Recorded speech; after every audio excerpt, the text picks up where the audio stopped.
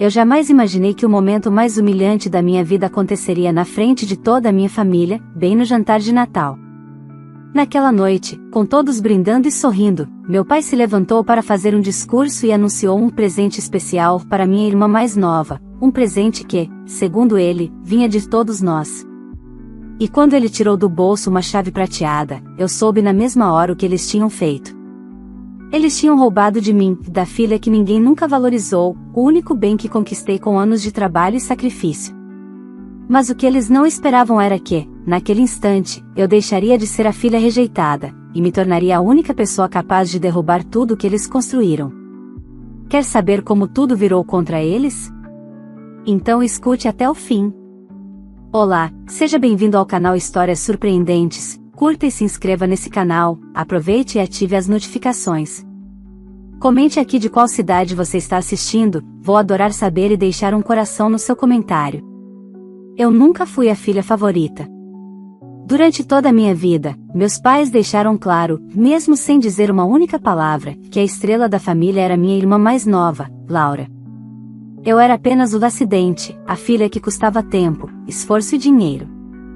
Cresci aceitando migalhas de atenção, enquanto Laura recebia festas, viagens, roupas caras, elogios e tudo que o dinheiro ou o afeto parental podiam comprar. Quando eu finalmente saí de casa aos 18 anos para estudar enfermagem, não houve lágrimas, não houve despedida calorosa.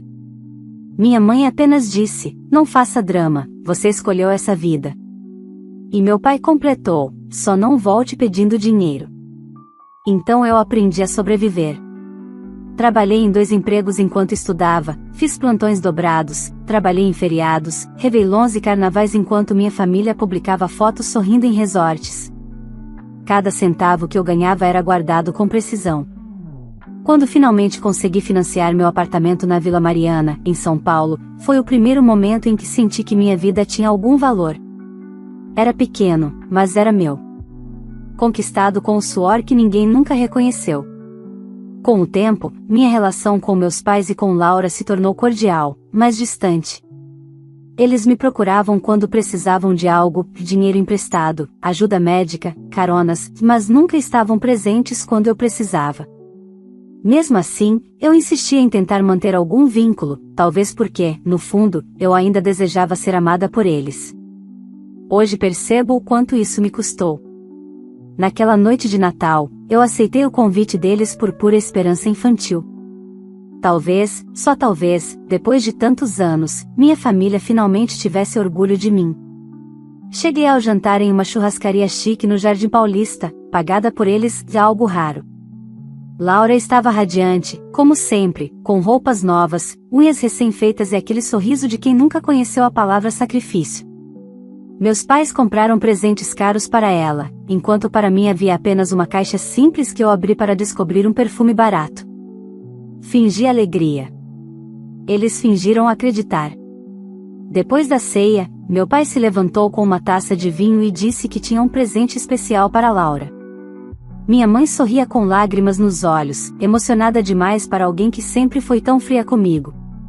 Laura colocou a mão no peito fingindo surpresa, pronta para atuar no palco que todos haviam montado para ela. Meu pai tirou do bolso uma chave prateada, e eu senti meu estômago afundar antes mesmo de ele terminar a frase. "Filha, esse é o presente da família para você. A chave do AP da sua irmã. A partir de agora, ele é seu."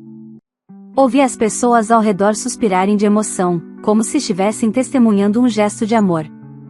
Mas as chaves eram minhas. Era a cópia do meu apartamento. Aquela que eu achava que tinha perdido 2 semanas antes e que não imaginava que meu pai tivera a audácia de clonar sem que eu percebesse. Laura correu até meus pais, chorando de felicidade e agradecendo: "Obrigada, pai. Obrigada, mãe. Obrigada principalmente você, mana, por me dar seu apartamento." Como se eu tivesse concordado com aquilo. Mas eu não tinha.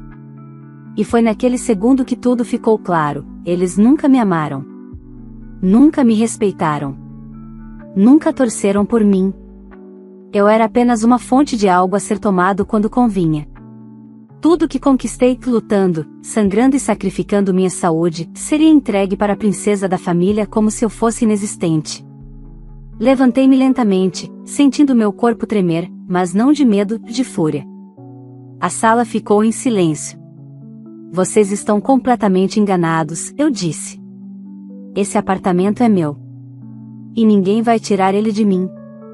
Meu pai, com a arrogância de sempre, respondeu: já está feito. Você não decide nada. Nós decidimos. E Laura vai morar lá. Aquela foi a última vez que eles me subestimaram. Saí do restaurante em silêncio, enquanto todos me observavam como se eu fosse a ingrata da história. Naquela mesma madrugada, fui até meu apartamento e, antes mesmo de amanhecer, troquei a fechadura. Quando meus pais e minha irmã descobrissem que o plano deles tinha falhado, a máscara iria cair, e todos pagariam pelo que fizeram comigo. A partir daquele Natal, eu deixei de ser a filha rejeitada. E comecei a ser a mulher que ninguém nunca mais pisaria. Cheguei em casa naquela madrugada com o coração tão acelerado que parecia querer romper meu peito. Joguei a bolsa no sofá, tirei os sapatos no corredor e fiquei olhando para a porta do meu apartamento, aquela mesma porta que foi palco de tantas chegadas exaustas após plantões intermináveis no hospital. Eu sentia que, se eu não agisse imediatamente, minha vida seria arrancada de mim pelas pessoas que mais deveriam me proteger. Liguei para uma empresa de chaveiro 24 horas, e em menos de uma hora, a fechadura estava trocada. Quando a porta foi recolocada no lugar, senti como se estivesse construindo uma muralha entre mim e tudo o que tentaram fazer comigo naquele jantar. Enquanto o chaveiro trabalhava, eu revivia cada detalhe do momento em que meu pai entregou as cópias das minhas chaves para minha irmã. A emoção falsa, o teatro, os aplausos, os brindes. Eles realmente achavam que eu ficaria calada, que eu aceitaria, como sempre aceitei. E naquele instante eu percebi, eles nunca me temeram porque nunca me reconheceram como alguém com poder para reagir. Para eles, eu era a filha que trabalhava até desmaiar, que aceitava humilhações, que sempre relevava tudo para tentar manter a paz. A filha esfregão. Mas aquela versão de mim morreu na noite do Natal. Quando o chaveiro foi embora, sentei-me no chão da sala e deixei finalmente o choro vir. Não era tristeza, era luto. Luto da filha que eu tinha tentado ser, luto da família que eu sonhava ter. Eu chorei pela criança que esperava reconhecimento, pela adolescente que implorava por atenção, pela adulta que acreditava que amor podia ser merecido com esforço. Depois disso, o silêncio. Um silêncio tão pesado e tão libertador que, pela primeira vez, senti que eu não devia nada a ninguém. Às 8 da manhã, quando meu celular começou a tocar pela 10ª vez, eu sabia quem era. Minha mãe. Deixei tocar. Depois foi meu pai. Depois Laura. Nenhuma ligação atendida. Quando as ligações viraram mensagens, eu só observava a sucessão de dramas. Minha mãe começou com chantagem emocional. Filha, atenda, precisamos conversar, você nos envergonhou. Em seguida, meu pai entrou com a arrogância que sempre o guiou. Você sabe que não vai ganhar nada com isso. Se comporte e venha entregar as chaves. Depois veio Laura, com toda a certeza de quem sempre levou vantagem. Eu já chamei a transportadora para trazer minhas coisas para o apartamento. É melhor você facilitar. Eu ri. Pela primeira vez na vida, eu ri de verdade do absurdo daquilo tudo. Esperei até o meio-dia, quando finalmente fui para o hospital para mais um plantão. Chegando lá, meu corpo estava cansado, mas minha mente estava mais afiada do que nunca. No intervalo do almoço, eu liguei para um advogado indicado por uma colega.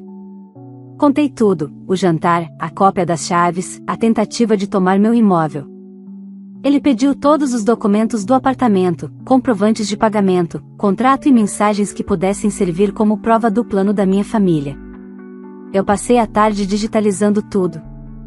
À noite, depois do plantão, fui para casa exausta, mas determinada.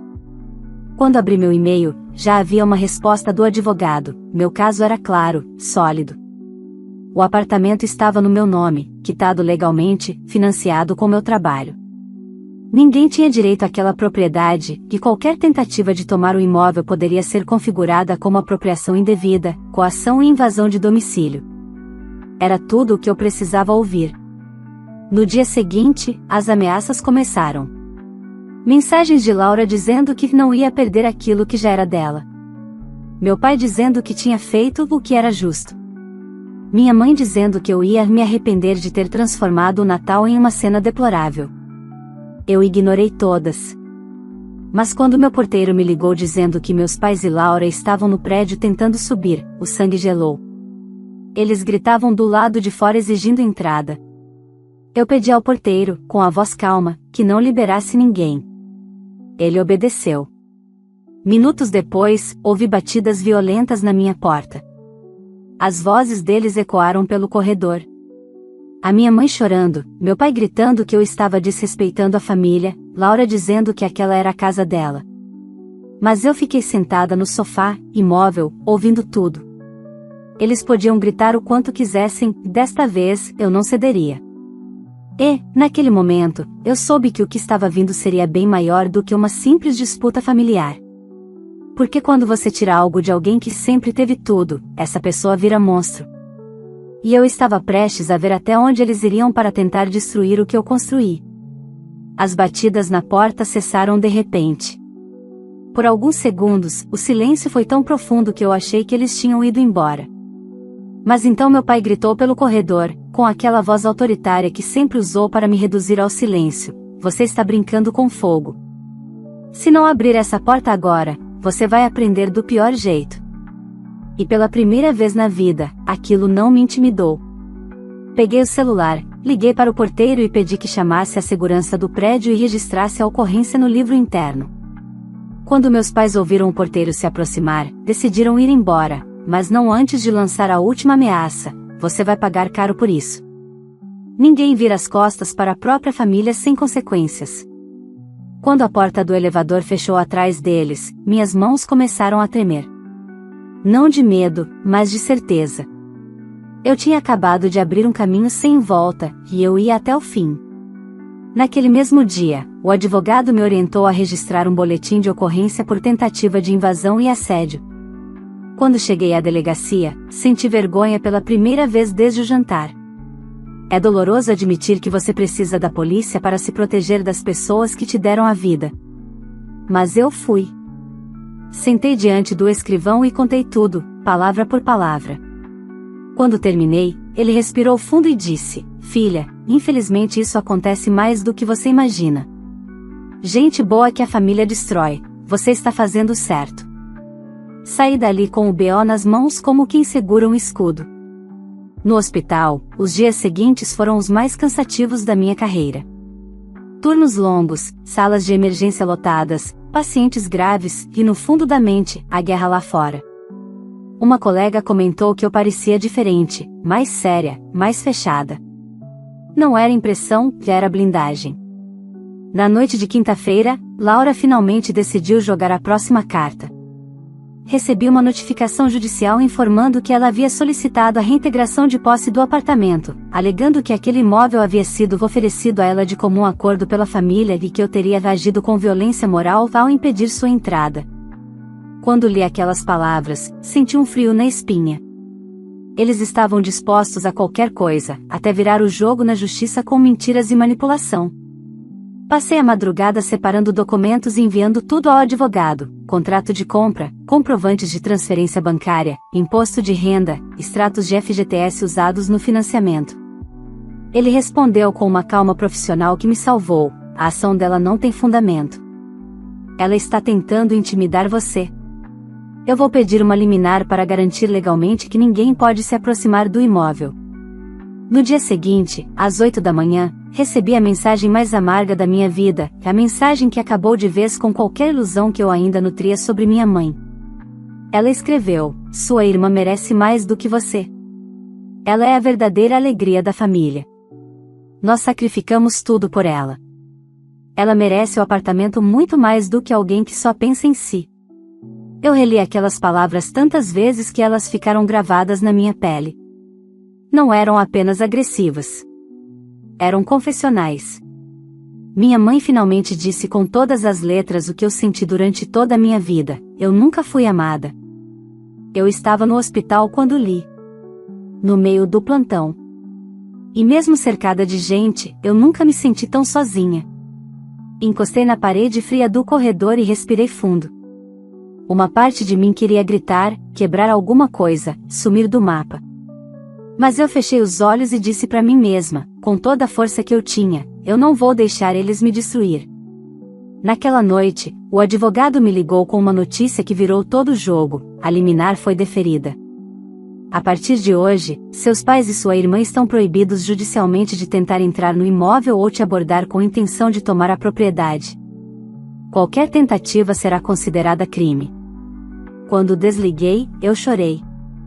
Não de dor, mas de alívio. Pela primeira vez, eu não estava lutando sozinha.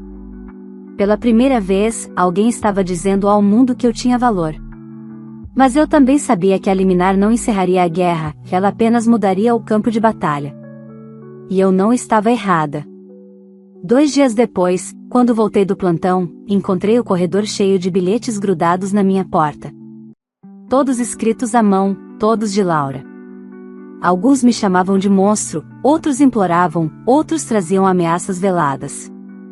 Ela os escreveu com a instabilidade de quem está perdendo o controle. E enquanto eu lia, entendi, eles não queriam o meu apartamento apenas por interesse. Eles queriam porque Laura não sabia viver sem ter tudo. E eu tinha algo que ela nunca conseguiu conquistar, e isso era imperdoável. A raiva deles não era pelo imóvel em si. Era porque eu saí da narrativa onde eles me colocaram. Era porque eu finalmente disse não. E quem está acostumado a mandar não lida bem com limites. Enquanto eu rasgava os bilhetes um a um, senti algo nascer dentro de mim. Não era vingança pura, era justiça. Era o desejo incontrolável de fazer com que eles sentissem, pela primeira vez, o que era perder algo. Porque eles estavam prestes a descobrir que amor não era obrigação. Naquela noite, eu prometi a mim mesma, se eles queriam guerra, eu não fugiria. Mas dessa vez, quem ia escolher as regras seria eu. Eu achava que a liminar daria fim ao assédio, que ao verem o peso da justiça, meus pais e Laura recuariam. Mas eu subestimei a capacidade deles de se afundarem ainda mais quando percebem que não podem controlar uma pessoa. E o que veio em seguida mostrou com clareza que eles nunca me enxergaram como filha, apenas como um recurso. Na segunda-feira seguinte ao episódio dos bilhetes, fui chamada à sala da direção no hospital. Minha chefe, doutora Miriam, estava com uma expressão séria demais para uma manhã comum. Quando me sentei, ela deslizou uma pasta pela mesa. Dentro dela, havia reclamações formais, assinadas, supostamente, por pacientes e acompanhantes. Todas descreviam comportamentos que jamais tive: mau atendimento, agressividade, negligência, abandono de paciente, falta de higiene, instabilidade emocional causada por problemas familiares. Meu estômago afundou. Isso foi enviado anonimamente ao setor de recursos humanos, explicou a diretora. Tivemos que abrir investigação interna. As acusações são graves. Eu folheava os papéis com as mãos tremendo. Eram mentiras descaradas. Mas mentiras bem construídas. Textos escritos com cuidado, cheios de detalhes falsos, mas plausíveis. Na última folha, encontrei o golpe final: fotos minhas, tiradas sem minha permissão, no hospital, no refeitório, no ponto de ônibus. Como se alguém estivesse me monitorando. Um sabor amargo tomou minha boca. Laura. Era exatamente do nível dela. Se ela não podia tomar meu apartamento pela força, me destruiria pela reputação. Eu trabalho com você há 3 anos, disse minha chefe, com firmeza. Eu te conheço e sei que nada disso combina com você. Mas não posso ignorar denúncias formais. Vamos abrir sindicância. Você seguirá trabalhando, mas qualquer outra denúncia pode te afastar imediatamente. Eu agradeci, mas saí da sala com a sensação de estar respirando debaixo d'água. No banheiro, encostei a testa no espelho.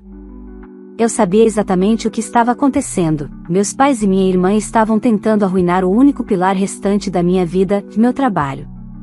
Se me derrubassem profissionalmente, eu ficaria vulnerável, emocionalmente e financeiramente. E então, sim, eles teriam o que queriam. E naquele momento uma coisa ficou clara: não se tratava apenas do apartamento. Se tratava de controle.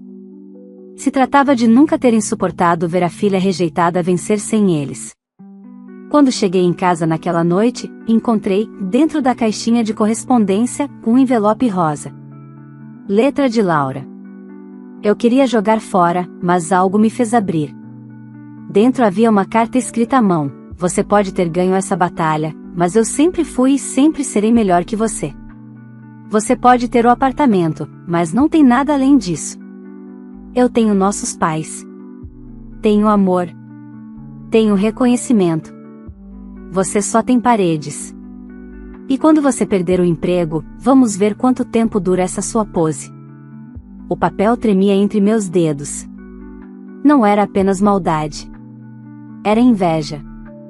Inveja porque, mesmo sendo tratada como inútil a vida inteira, eu tinha construído algo que ela jamais conseguiu por mérito próprio.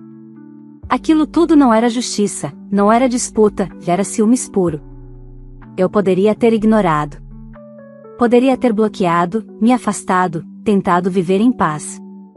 Mas havia algo crescendo dentro de mim, uma certeza firme e silenciosa: eles só parariam quando aprendessem que eu não era mais alguém que aceitaria ser destruída. Então eu fiz a coisa que transformou totalmente os rumos daquela guerra. Eu procurei uma amiga do hospital, jornalista investigativa nas horas vagas, especializada em fraudes, grilagem, lavagem patrimonial e processos judiciais sujos. Contei tudo. Não como vítima, mas como alguém que precisava de informação. E quando ela me perguntou os nomes da minha família, eu vi algo mudar no olhar dela. Eu já ouvi esse sobrenome em alguns processos do fórum. Me dá uns dias. Eu fiquei em silêncio por alguns segundos. Aquilo podia ser coincidência. Mas podia não ser. 3 dias depois, recebi uma ligação dela às 23h08. Preciso te mostrar uma coisa. Urgente. Nos encontramos numa cafeteria 24 horas. Ela abriu o laptop, girou para mim e disse: você achou que essa briga começou no Natal. Mas essa briga começou muito antes de você perceber. Na tela havia processos, documentos, certidões, solicitações de empréstimo, penhoras, e tudo apontava para a mesma coisa: Laura e meus pais estavam afundados em dívidas. Eles estavam com o nome sujo em financeiras e bancos. A casa deles estava prestes a ser tomada pela justiça. O apartamento que eu conquistei era a única salvação. Meu pai tinha feito empréstimos em nome da minha mãe e, pasme, em nome da própria Laura, usando documentos falsos.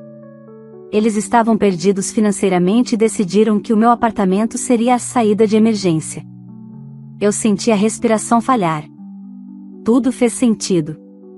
Eles não queriam me destruir porque me odiavam. Eles queriam me destruir porque precisavam do que era meu para sobreviver. Fechei o laptop. Olhei para minha amiga. E falei a frase que definiu o resto da minha história: se eles querem guerra, então agora eu declaro. Mas quem vai sair queimado não vou ser eu. E naquele momento eu entendi que eu não estava mais lutando para manter o que era meu. Eu estava lutando para garantir que eles nunca pudessem fazer com outra pessoa o que tentaram fazer comigo. Quando saí da cafeteria naquela madrugada, a cidade parecia outra. As luzes dos prédios, os sons dos carros, o vento frio de São Paulo em dezembro, tudo tinha um significado diferente. Eu não era mais uma filha implorando por afeto. Eu era uma mulher prestes a expor uma família inteira que sempre se sustentou de mentira, aparência e manipulação. E, pela primeira vez, eu não tinha medo. No dia seguinte, antes do plantão, encontrei o advogado e contei tudo o que minha amiga havia descoberto. Ele ouviu em silêncio, os dedos entrelaçados, calculando cada detalhe. Quando terminei, ele respirou fundo: se formos para cima com tudo agora, eles se tornam perigosos. Mas se esperarmos o momento certo, a queda deles será inevitável. E foi exatamente isso que fizemos e esperamos. Enquanto isso, continuei vivendo minha vida da forma mais normal possível.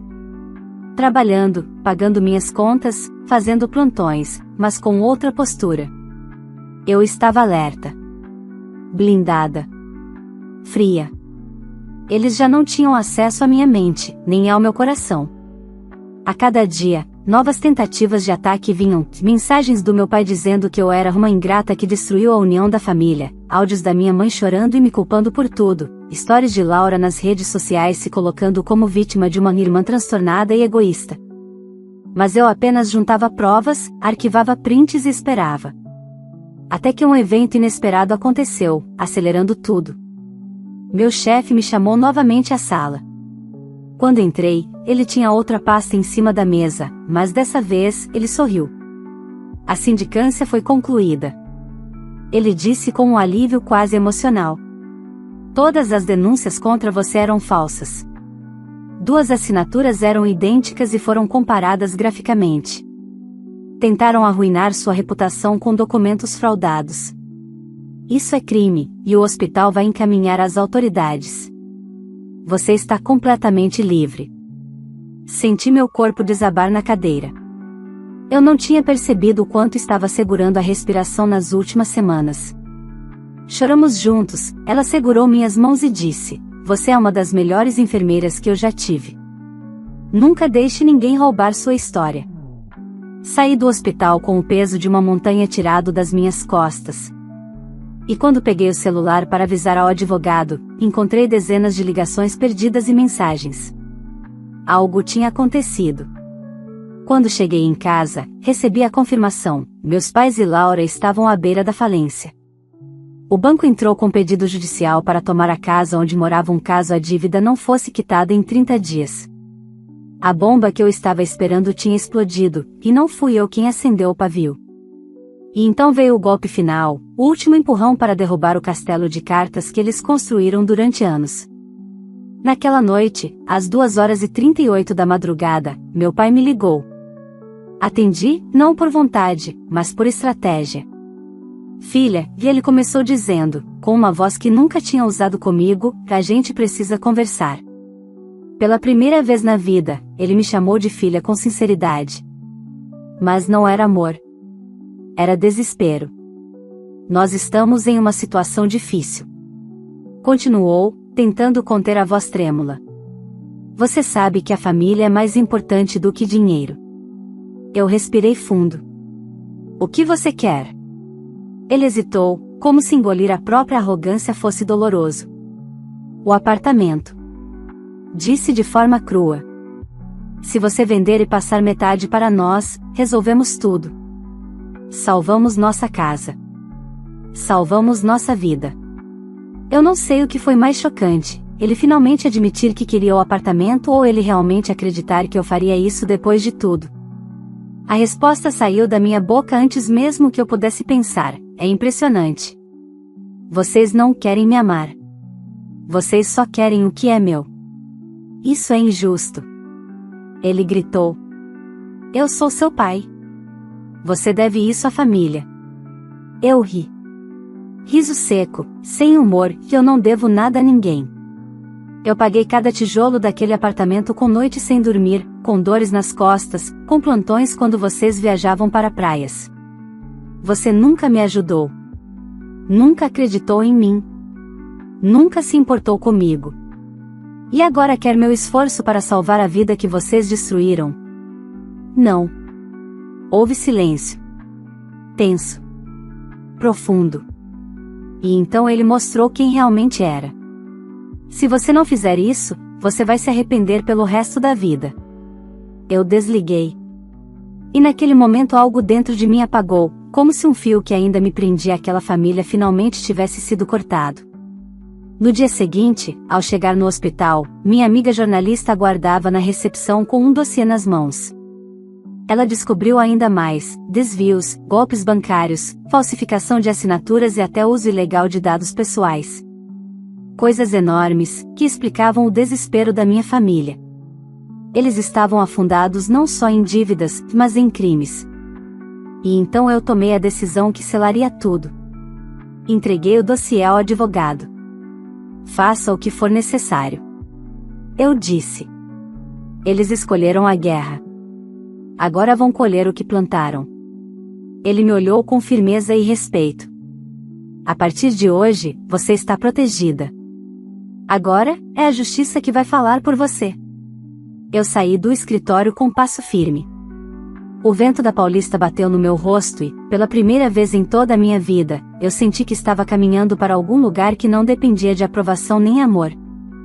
E assim, de forma silenciosa, mas devastadora, comecei o processo que faria meus pais e minha irmã enfrentarem, pela primeira vez, o peso das consequências.